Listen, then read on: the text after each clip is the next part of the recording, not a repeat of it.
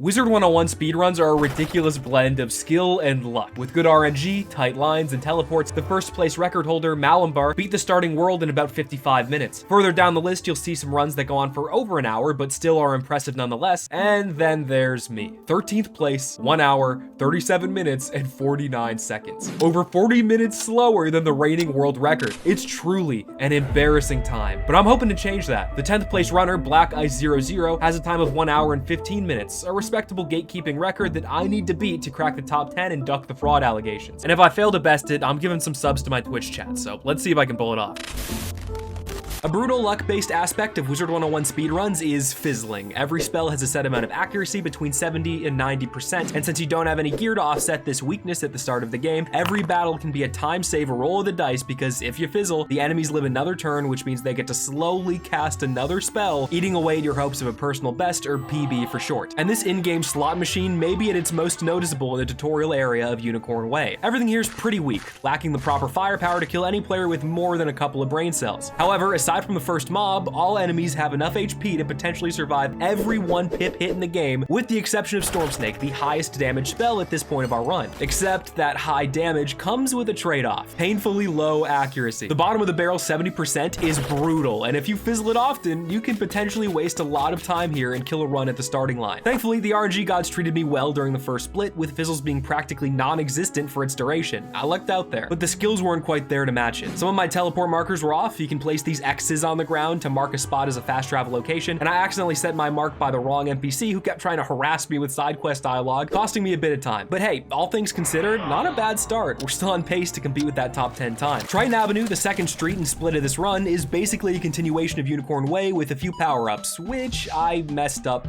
horribly. Let me explain. So a big part of Wizard101's power system is spells. You learn stronger and stronger attacks from your school's professor as you level up, but how can this go wrong exactly? The training point system. That's how. Right before Triton Avenue, you're given 2 training points, a finite currency used to train spells from schools that you didn't choose initially. And what did I do with these 2 run-altering points? Nothing. I thought it'd be a waste of time to slowly walk up to a professor and slowly train a couple of stronger hitting spells, but turns out you save a metric assload of time by training Storm Bats because of its quick kill times on lots of enemies, similar to its Serpentine predecessor from the tutorial. Anyways, what's done is done. Let's go to Triton Avenue already. As I was saying earlier, Triton Avenue has the difficulty of like one of those leapfrog games. You could play this area blindfolded and probably be fine. But while the enemies are still weak, the movement does get a bit trickier on this route. Similar to Unicorn Way, setting your teleport marker in the right spot is important, but this area also has its own set of ingrained teleporters strewn across the map due to its larger size. There's 1 teleport hub leading to 2 teleport anchors in different spots around the area, and knowing where these spit you out at can save you a deceptively important amount of time and mana, the resource used to put down your own teleport markers and cast spells in battle. But more on that later. As for my handling of the split, I may have had a few fumbles with some less than optimal marker placement, but the enemies were easy, the fizzles were a bit more prevalent, but still not terrible, and the boss got diced up in record time. I had wind in my sails and time in the bank heading into our next split, Cyclops Lane, where the difficulty takes itself up a notch thanks to 1 boss with an absolute bomb in his deck. Upon entering the area of Cyclops Lane, it's not obviously apparent that a difficulty spike lies in wait here. I mean, the mobs seem a little stronger than normal, sure, but does that really make much of a difference? In a normal run, no, not really, but in a speed run, yeah. The most common mob on this street, the Cyclops Legionnaire, has 235 health, the same amount as the strongest mob encountered in Triton Avenue's questline. And since my strongest spell, Scorpion, has a damage dealing range of 160 to 200, these giants are guaranteed to take 2 hits to kill, meaning I have an extra chance to fizzle per fight. To make matters even worse, the Legionnaire is also present in this route's boss fight, meaning I need to allocate loads of time and resources in that match towards killing him before the boss. If only I trained a spell that could reliably one-shot these guys.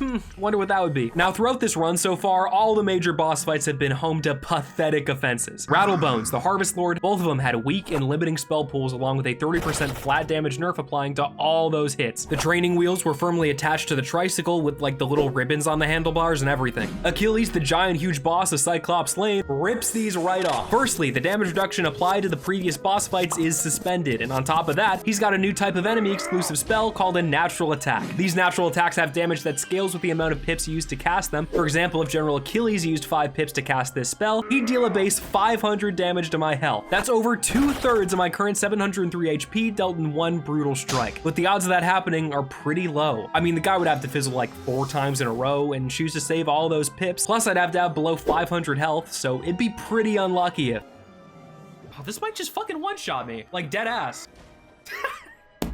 Fuck, man. He fizzles 5 times in a row and hits a... That's a big time loss. Okay, wow, that's a run killer. I was gold in my Cyclops lane split too. That's tough. I might have underestimated how hard it'd be to crack the top 10. I'm gonna need more practice. You win this round, game. But I can't end with a total embarrassing defeat. I gotta at least beat my own personal best from last year. The time is 1 hour, 37 minutes, and 49 seconds. Let's at least beat somebody's record today.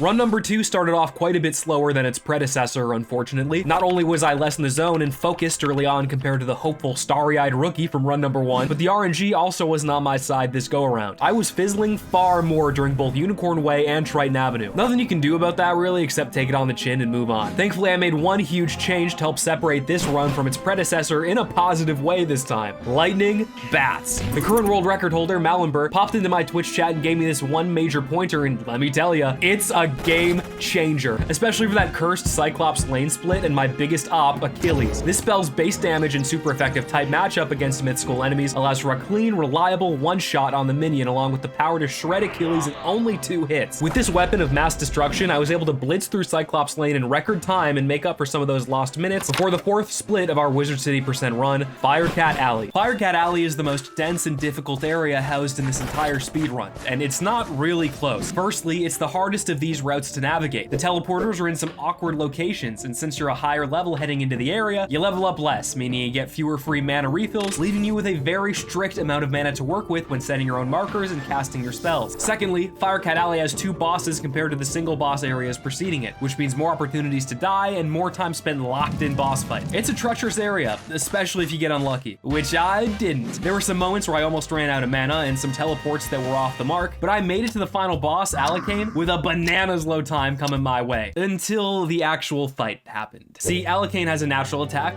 just like Achilles, and it scales off pips, just like Achilles. You know what else he experiences, just like Achilles? A never-ending sense of joy from fucking me over. I was on pace to beat my old run by a colossal 15 minutes, but after struggling to beat him in that second attempt, my luxurious time buffer was gone. It all came down to the final split, the end game. A Wizard City % speedrun is capped off by 2 bosses. Falgaze, who's relatively weak, and Lord Nightshade, who's not. Unsurprisingly, I squashed Falgaze with relative ease, leaving only the toughest fight in Wizard City left to go. There's a few factors that make Lord Nightshade such a difficult boss for a speedrun. He's got the highest health out of every enemy in the Wizard City % category, meaning he can take up a lot of precious time to kill down the stretch. But by far the most brow-furrowing, run-killing, difficulty-inducing factor of this fight is his minion, the Field Guard. This construct's got loads of health compared to an average minion with 395 HP, and his firepower is on par with Alicane and Achilles because of his access to Lightning Bats and Storm Shark, 2 absolute haymakers that hit hard and cheap thanks to their low pip cost. These 2 knuckleheads combine to make a pretty fearsome run-ending duo if you get unlucky, and even sometimes when you don't. But since my hopes at a new personal best are riding on the result of this duel, I've got no choice but to get it done. Can't be caught stacking 2 L's in one day. At least I hope not. It'd be like kind of embarrassing. I'm just gonna pass. Just gonna pass. How much res does the Field Guard have? I might have just enough time to look this up. He does have 20%. So it might be better to just Scorp him and then save the... I gotta try one. I gotta try it one time, just to see. 220, it's a good chunk. He needs to go as soon as possible though, because look at 2 pips, he's a Storm character. You don't know what he's gonna do, you know? One minute they're doing great and they're hitting and they're being cool. The next minute they're calling everybody slurs in team chat. It's really just a... He's fizzled every time. This is so huge if I can kill him here. This is so huge. Please hit, please hit, please hit, please hit, please hit. Oh my God, that sucks so much. Oh, that sucks so much. Oh, that sucks so much. Now I might die. Oh, now I might die and the run might be kind of... Oh, rough time to fizzle. Yeah, that's rough. That's fine, because this one hits. Stop thinking and start playing. My fault. My fault. And Gamma's hitting me up too. Can he wait? He's calling you on WhatsApp. Let's like do this. And then next turn, we've got him for sure. Maybe not as nice of a time as I would have liked, but as long as you're on low end, we should have him. I got the 1-day snow ram. Man, I got lucky with that Field Guard whip in almost every spell in sight. My guy was on a C-fizzle diet. But after killing him and wrapping up the final quest in Wizard City, the question remains, did I beat my previous time? Hell yeah, I did! My time for this run and new personal best currently sits at 1 hour, 29 minutes, and 58 seconds. If you want to watch me run these live sometimes, follow my Twitch account below, and as always, see you guys next time.